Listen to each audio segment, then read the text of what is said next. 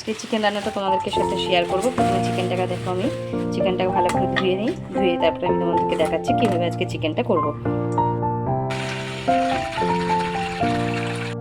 চিকেনটা আমার ধোয়া হয়ে গেছে, এবার আমি চিকেনটাকে ম্যারিনেট করবো, তোমাদের সাথে সবটাই শেয়ার করবো, তোমরা দেখো।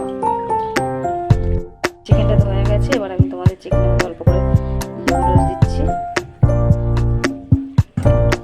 দিয়ে আধা ঘন্টা মতন আর অন্য কিছুতে ম্যারিনেট করে রাখছি। তারপর তোমাদের রেসিপিটা দেখাচ্ছি। প্রথমত 2-4টে চিনি দিচ্ছি, আমি চিনি খাই সেই কারণে চিনি দিতে ভালোবাসি। সামান্য পরিমাণ দিচ্ছি, পরিমাণ মতো।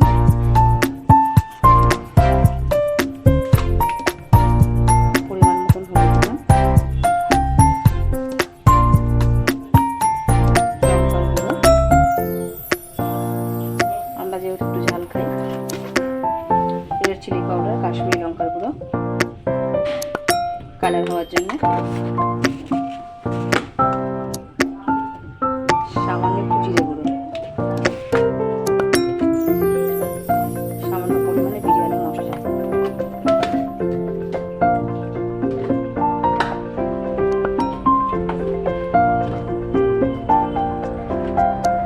সরষের তেল,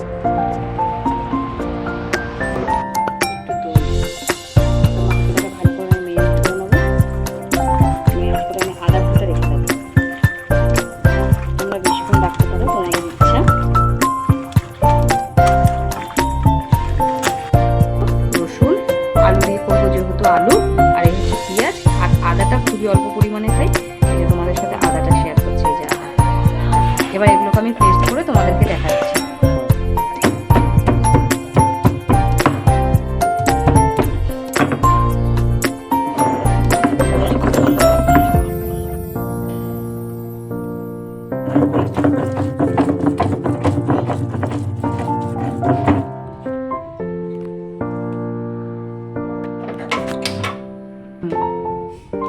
দেখো বন্ধুরা, কড়াইতে তেল দিয়েছি,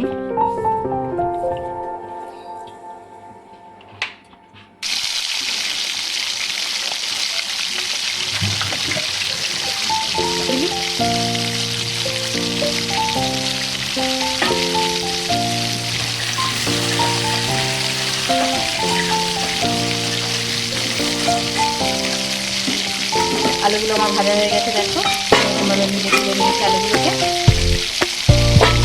এরপরে এলাচগুলোকে ফাটিয়ে নিয়েছি, ফাটিয়ে এলাচ দিলাম। এখন আমি পেঁয়াজ দিচ্ছি,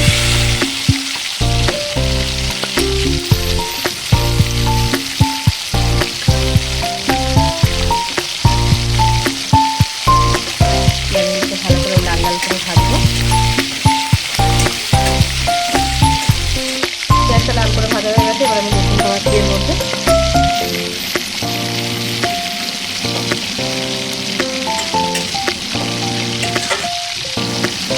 এবার আমি আদা বাটাটা দিয়ে দিচ্ছি,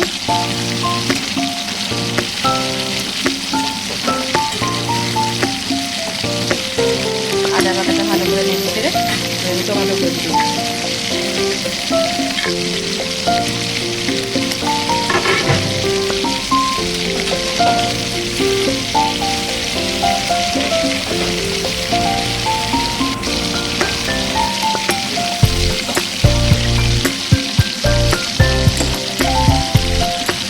টমেটোগুলোর মধ্যে দিচ্ছি, টমেটোগুলো নরম হয়ে যায়, তারপর আমি চিকেনগুলোকে এর মধ্যে দিয়ে দেবো। টমেটোগুলো নরম হয়ে গেছে, আমি চিকেনগুলো দিয়ে দিচ্ছি। ম্যারিনেট করা চিকেন আধ ঘন্টা আগে ম্যারিনেট করে রেখেছিলাম, দিয়ে আমি ভালো করে কষাবো। চিকেনগুলো ভালো করে কষানো হয়ে গেছে, এবার চিকেনগুলো যেহেতু আমি আলু দিয়ে করবো, এর মধ্যে আমি এবার আলু দিচ্ছি।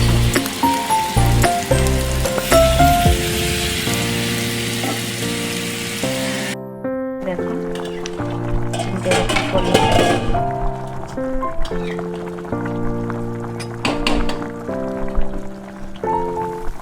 করেছি।